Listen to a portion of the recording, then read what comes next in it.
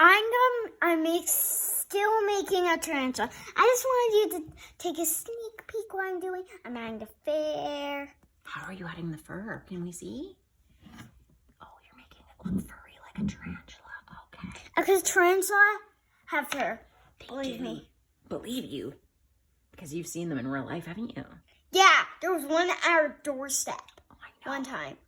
Just the other day, right? No, on our back deck. Oh, one there too, yes.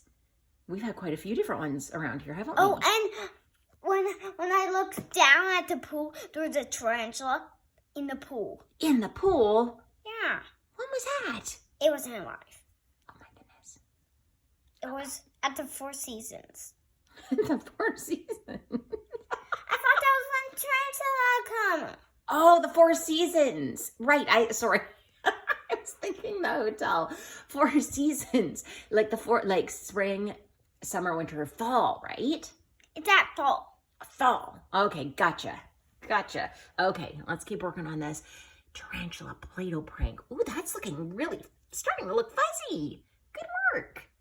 Okay. I know. Subscribe and or follow our channel. Oh, and click the like button. Oh, yeah, click that like button. And because the next video, we're going to be Pranking sister.